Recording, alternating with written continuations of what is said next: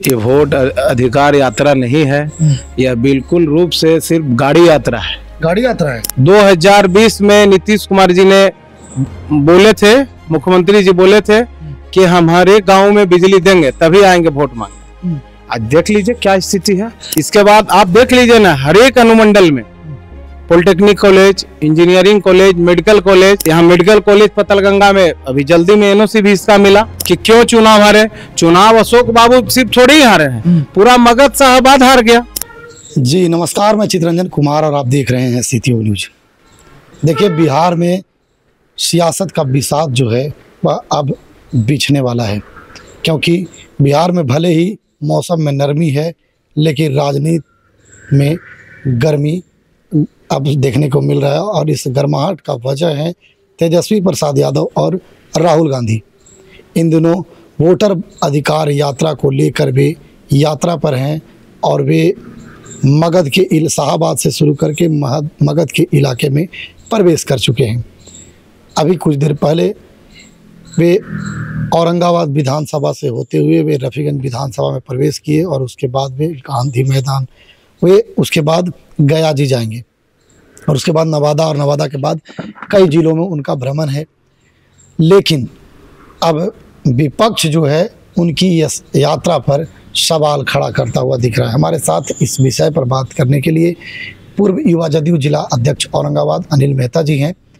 हम इनसे चर्चा करेंगे राहुल गांधी की यात्रा पर, रफीगंज के विधानसभा पर, औरंगाबाद में नीतीश कुमार के नेतृत्व में कितना विकास हुआ है, कितना होना चाहिए, इस पर भी चर्चा करेंगे। सबसे पहले अनिल जी, आपको हमारे चैनल में स्वागत है। बहुत धन्यवाद।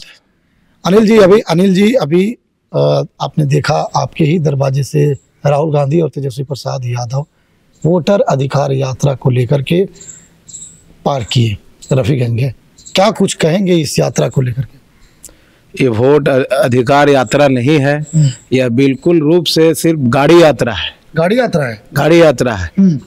आप लोगों ने देखा होगा कि जो वोट अधिकार यात्रा पर अभी राहुल गांधी जी और तेजस्वी यादव जी का अभी जो काफिला गया, यह स्टेट 68 हाईवे रोड है और ये माननीय मुख्यमंत्री श्री नीतीश कुमार जी के ही देन है। और इसी रोड से चलकर अभी माननीय तेजस्वी यादव जी और माननीय राहुल गांधी जी गए, लेकिन यह बिल्कुल रूप से फ्लॉप है और जनता ने इस यात्रा को नकार दिया। पूरी यात्रा को नकार दिया। आप लोगों ने देखा होगा कि शिवगंज बाजार में 10 कार्यकर्ता भी महागठबंधन के खड़ा नहीं थे। तो वोट अधिकार यात्रा कैसे हुआ? जनता ने तो इनको पहले ही नकार चुका है। अच्छा, शिवगंज में 10 कार्यकर्ता भी नहीं थे? 10 कार्यकर्ता भी नहीं थे।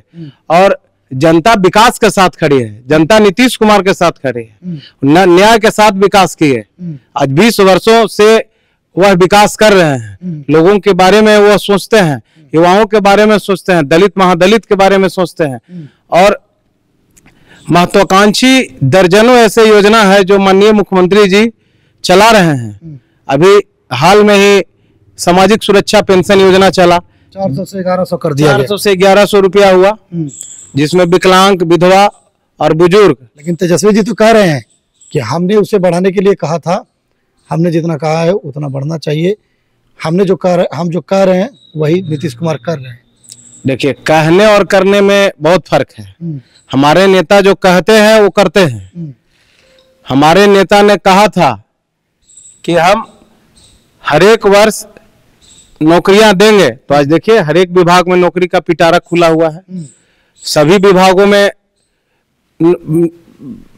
भर्ती हो रही है। लगभग अभी तक 50 लाख नौकरी दे चुके हैं और अगले 5 साल 1 करोड़ नौकरी देने का लक्ष्य रखा गया है। तो कहने और कहने में फर्क होता है।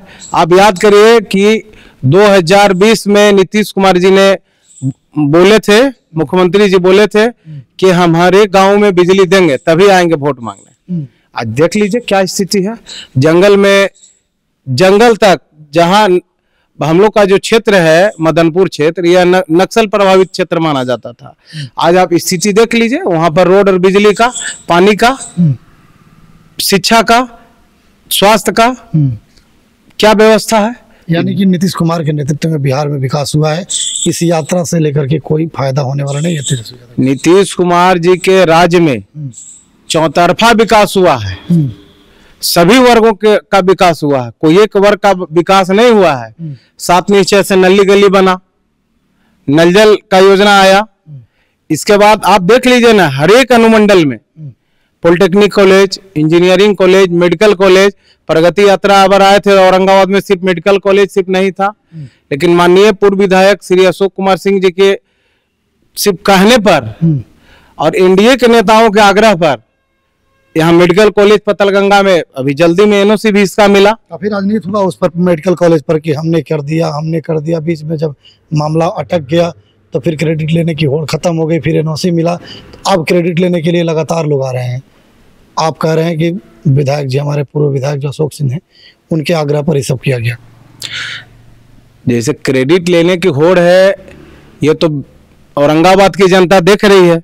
प्रगति यात्रा के दौरान जो माननीय अशोक बाबू ने जो मांग रखे मुख्यमंत्री जी से, प्रगति आप लोगों ने देखा होगा, बहुत दिनों से यह चीज पर राजनीति हो रही थी, लेकिन प्रगति यात्रा के दौरान जब नीतीश कुमार जी यहाँ आए औरंगाबाद, इसके बाद जो माननीय विधायक अशोक बाबू जो मांग रखे, इसके बाद ही सुगबुगाहट हुआ और विपक्षी नेताओं के द्वारा यह फैलाया गया। लेकिन आप, अच्छा ठीक है, बड़े अशोक सिंह ने काफी विकास किया, अभी भी कर रहे हैं, आखिर चुनाव क्यों हार गए ये रफीगंज विधानसभा से?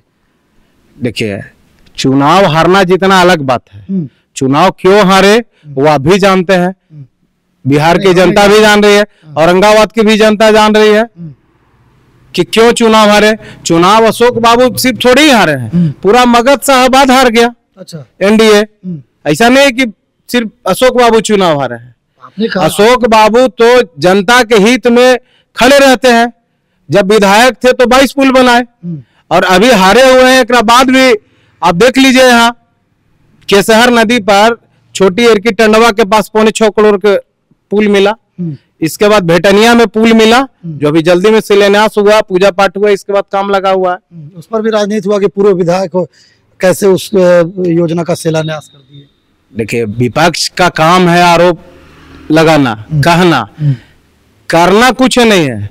हम तो बोलते हैं कि जो वर्तमान विधायक हैं यहाँ, मोहम्मद नेहालुद्दीन जी, आप 5 वर्षों में देख लीजिए, अभी चुनाव आया है तो वह बेलागंज से आ गए रफीगंज में। अच्छा, लेकिन आप 5 वर्षों में एक काम आप विधायक जी का गिना दीजिए, वर्तमान में जो निहाल साहब है, एक काम कोई गिना दीजिए। अच्छा, कोई काम नहीं, कोई काम नहीं है। अभी इंजीनियरिंग कॉलेज अर्थुआ में बना, वो अशोक बाबू बनवाए। अच्छा, अभी आपको भारत माला योजना से जो स्टेट 101 जो अंबा सतवहिनी से खिरियामा तक जो जोड़ा, वो अशोक बाबू का देन है। अच्छा, आप इंजीनियरिंग कॉलेज अशोक बाबू का देन है। यहाँ पे 7 गो पावर सब स्टेशन बना, आपको तिलडीहा में है, या लोदीपुर में है, या अर्थुआ में है, अन्य जगहों पर 6 से 7 सब स्टेशन बना, वो अशोक बाबू बनाए। आपको जो यहाँ सब स्टेशन उंचौली था, उसको भी 30 मेगावाट के मांग किए थे, लेकिन वह 18 मेगावाट में तब्दील किया गया। तो सिर्फ कहना नहीं है, रफीगंज में आपको कहीं भी घुस जाइए, सड़कों का जाल बिछा हुआ है। 125 यूनिट बिजली बिल फ्री कर दिया गया आम जनता के लिए या सभी के लिए। 125 यूनिट से अगर अधिक जलाएंगे तब बिजली बिल लगेगा। क्या लगता है, इससे मुख्यमंत्री नीतीश कुमार को चुनावी साल में इस तरह की घोषणा से, इस तरह की योजना को लाभ देने से मुख्यमंत्री जी को लाभ होने वाला है? देखिए, 125 यूनिट मिला, अच्छी बात है। आज जो भी वंचित लोग थे, जहाँ पे बिजली नहीं थी, सबसे पहले तो वहाँ बिजली पहुँचा। इसके बाद बिहार के लोगों को सौगात के रूप में माननीय मुख्यमंत्री जी इस चीज को लाए। इससे अच्छी बात है कि लोगों को आज किसानों को फायदा मिल रहा है। एग्रीकल्चर अलग से ट्रांसफार्मर दिया गया है। घरेलू उपभोक्ता में 125 यूनिट फ्री हुआ। इससे काफी लोग उत्साहित हैं। काफी लोग उत्साहित हैं। और इस बार 243 में 225 सीट बिहार की जनता एनडीए को देगी। और यहाँ भी रफीगंज में बदलाव की लहर है। जो विकास किए आज वो जरूर चुनाव हार गए, लेकिन जनता के बीच में आज वही बने हुए हैं और लोग पछता रहा है कि हमने क्या किया। और इस बार भारी बहुमत से अशोक बाबू यहाँ एनडीए से जीतेंगे और एनडीए का पक्का उम्मीदवार भी है और यही चुनाव लड़ेंगे और ऐतिहासिक जीत भी यहाँ एनडीए का होगा। कमात वाले नेता का हमेशा वो नाम लेते हैं, उनके वजह से ही चुनाव हारे, ये जग जाहिर है। क्या लगता है इस बार उनको आप लोग मना लीजिएगा या कोई और दूसरा उपाय देखिएगा? देखिए, राजनीति में लोकतांत्रिक अधिकार है, यही तो लोकतंत्र का खूबसूरती है। जिसकी इच्छा है वो लड़े। प्रमोद बाबू अगर एनडीए से आएंगे तो उनका भी स्वागत है। अच्छा, लेकिन अगर एनडीए से कैंडिडेट अशोक बाबू रहे तो हम उनसे भी आग्रह करेंगे कि वो अपना समर्थन दे। निर्दलीय जाएंगे तो एनडीए कमजोर होगी, उसका फायदा विपक्षी को मिलेगा। पिछले बार यही कारण तो नहीं रह गया था कि प्रमोद सिंह चुनाव लड़ गए थे, इस वजह से अशोक सिंह चुनाव हार गए? देखिए, राजनीति में बहुत चीज होती है। हम लोग का काम है जनता के पास जाना, सरकार के कामों को गिनाना। तो हम लोग तो जनता के बीच जाएंगे, सभी जाति वर्गों के बीच जाएंगे। हम लोग कहेंगे कि हमारे नेता ने आपके लिए ये काम किए हैं, सभी वर्गों के लिए काम किए हैं। आप लोग हम लोग को वोट दीजिए, जिताइए, नीतीश जी के हाथ को मजबूत करिए। आने वाले विधानसभा चुनाव के लेकर के जदयू कितनी तैयार है? जदयू और एनडीए बहुत मजबूती से यहाँ औरंगाबाद जिला में 6 विधानसभा में बहुत पक्की तैयारी है। और इस बार पूरे औरंगाबाद में 6 विधानसभा सीट हम लोग जीत रहे हैं, इसमें कहीं से कोई शक नहीं है। जनता मन बना चुकी है। ये जो वोट अधिकार यात्रा चल रहा है, यह लोग को दिग्भ्रमित और झूठ बातों को लोग बता रहे हैं, इसीलिए कहीं कोई रोड पर पब्लिक नहीं है। आपने देखा होगा कि सिर्फ लौ लश्कर गाड़ी जा रहा है, कहीं एक आदमी रोड पर खड़ा नहीं है। कहा जा रहा है कि इतना भीड़ तो अशोक सिंह जुटा लेते हैं। अशोक बाबू भी जुटा लेते हैं, एनडीए के कोई नेता आते हैं। कोई एक साधारण नेता जदयू के आ जाए तो इतना इससे ज्यादा भीड़ रहता है यहाँ। अच्छा, भीड़ नहीं थी? भीड़ नहीं थी। आप खुद आप कवरेज करने गए होंगे तो देखे होंगे कहाँ भीड़ थी। हम तो देव मोड़ से देख रहे हैं, देव मोड़ में कोई लोग नहीं था, शिवगंज बाजार में नहीं था, वार में बहुत कम लोग थे। तो इससे साफ जग जाहिर है कि जनता गाड़ी यात्रा को देखने नहीं, राहुल गांधी जी को देखने के लिए लोग नहीं निकले। लोग एनडीए के साथ हैं, नरेंद्र मोदी जी के साथ हैं, नीतीश कुमार जी के साथ हैं। चलिए, धन्यवाद।